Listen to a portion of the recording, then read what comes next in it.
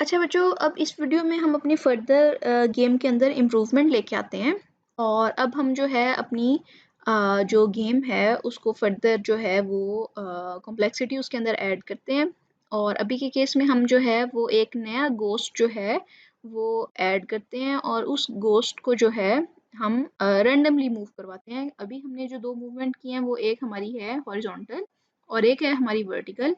अब हम एक और गोस्ट ऐड करते हैं और उसकी मूवमेंट जो है वो हम अपने पास रखते हैं रैंडम मूवमेंट। तो अब हम देखते हैं कि रैंडम मूवमेंट किस तरह ऐड करेंगे।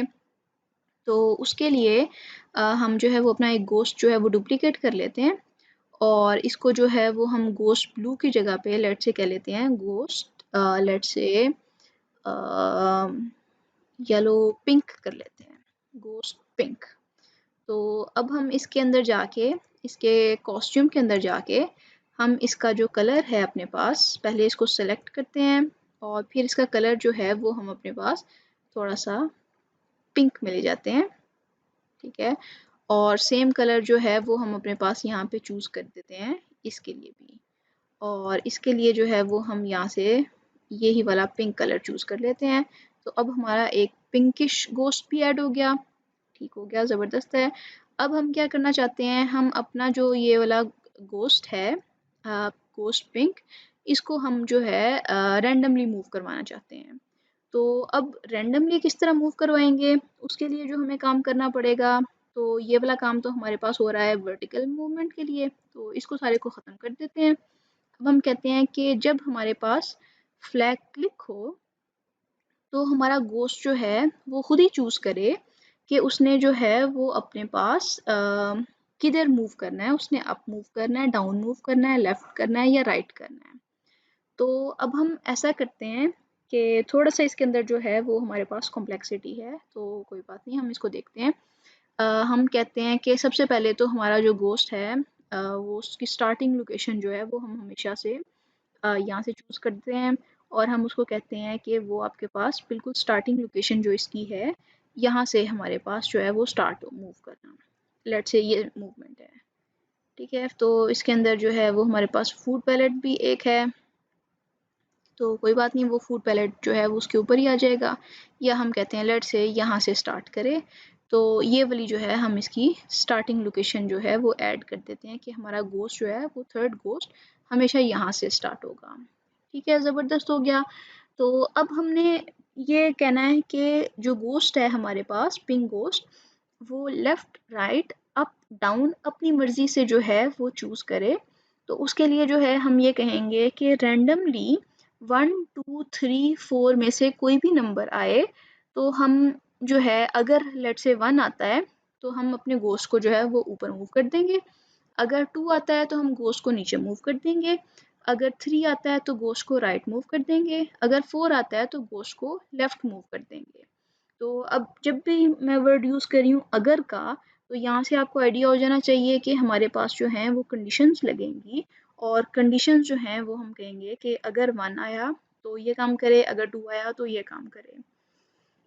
तो अब सबसे पहले तो उसके लिए हम ऑपरेटर्स में जाके देखते हैं कि ये देखिए आपके पास यहाँ पे एक अवेलेबल जो है वो सर्कुलर के अंदर ब्लॉक है जिसके अंदर वो कहता है कि पिक रैंडम 1 से लेकर हम यहाँ पे 4 कर देंगे। इसका मतलब है कि 1 से 4 तक वो कोई भी नंबर जो है वो पिक कर सकता है। तो अब के केस में हमने ये वाला नंबर कहाँ पे स्टोर करना है, तो अब हमें स्टोर करना पड़ेगा, उसके लिए हमें जो है वो वेरिएबल चाहिए। तो हम एक वेरिएबल बना लेते हैं, लेट्स से उसको हम कह लेते हैं पिंक डायरेक्शन। इसका मतलब ये है कि पिंक की डायरेक्शन जो है वो हम स्टोर करेंगे इधर 1 से 4 तक इस वेरिएबल के अंदर। अब इम्पॉर्टेंट चीज़ ये है कि हमें जो है ये वाला वेरिएबल की इंफॉर्मेशन अपने पास यहाँ पे शो नहीं करवानी, तो इसलिए हम यहाँ पे इसका चेक बॉक्स जो है वो अनचेक कर देते हैं। तो अब ये हमारे पास सिस्टम में शो नहीं हो रही। तो अब हम क्या कहना चाहते हैं, हम यहाँ पे उसको कहना चाहते हैं कि आप क्या करो, आप यहाँ पे ये वाला 1 से 4 तक जो वैल्यू आपने ली है, कोई भी जो रैंडम वैल्यू आएगी वो आपने सेट कर देनी है पिंक डायरेक्शन को। तो इसका मतलब ये है कि सेट करना पड़ेगा, तो आपका सेट का ब्लॉक आएगा और यहाँ पे हम कहते हैं कि पिंक की डायरेक्शन के लिए सेट कर दो और ये वाला जो है वो सर्कुलर देखें कि पहले हम खुद वैल्यू बताते थे कि 0 सेट करे, 2 सेट करे या 5 सेट करे, तो अब हमने उसको बता दिया है कि जौन सा भी रैंडम नंबर आए वो इसकी पिंक की डायरेक्शन सेट कर दे। तो अब हमने क्या किया, हमने ये वाली इसकी डायरेक्शन सेट कर दी।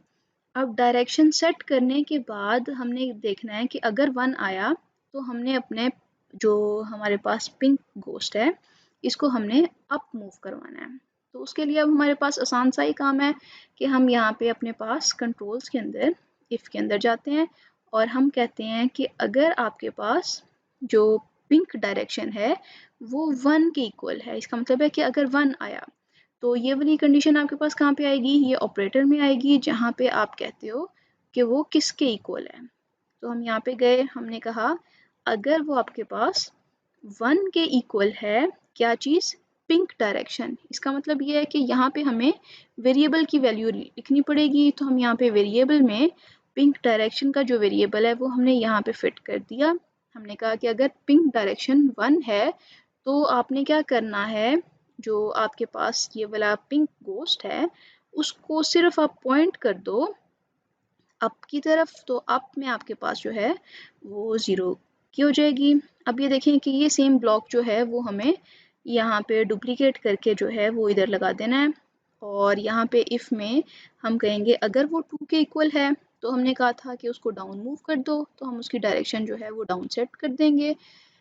इसी तरह हम यहाँ पे जो है वो इसको डुप्लीकेट कर लेते हैं दोनों ब्लॉक्स को, और यहाँ पे हम कहते हैं कि अगर इसकी डायरेक्शन 3 के इक्वल है तो तब के केस में वो जो है इसको राइट साइड पे कर दे, और अगर इसकी डायरेक्शन जो है वो 4 के इक्वल है तो वो इसको लेफ़्ट साइड पे कर दे। तो अभी सिर्फ हमने क्या किया है, हमने अपने पैकमैन की जो डायरेक्शंस हैं वो हमने सेट कर दी हैं। हमने उसको कह दिया है कि आपने इन 4 डायरेक्शंस में इसको सेट कर देना है। तो सिर्फ हमने ये किया है कि हमने डायरेक्शंस सेट करने के लिए ये वाला काम कर दिया है। तो अब उसके बाद हमें ये पता है कि हमने फॉरएवर लूप के अंदर इसको जो है वो मूव करना है। तो अब ये देखें कि हमारे पास जो है वो कोड कंपैरेटिवली बड़ा है। तो हमने ये काम पहले भी किया था कि हम ये काम करते हैं कि इसके लिए जो है वो अपना खुद का ब्लॉक जो है वो बना लेते हैं।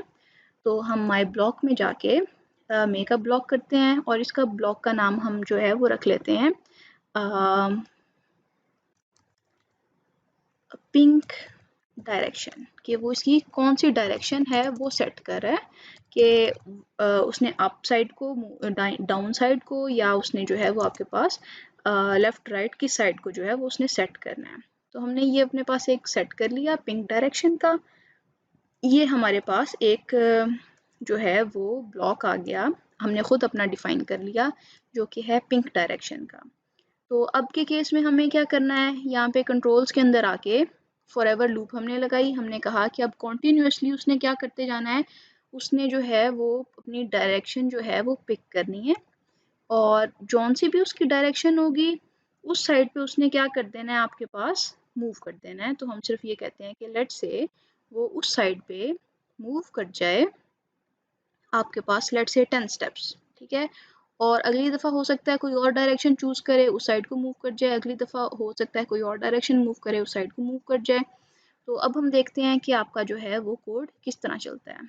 तो अब ये देखें कि आपके पास जो घोस्ट है वो इस टाइम पे डिफरेंट डायरेक्शंस में मूव कर रहा है, ठीक है।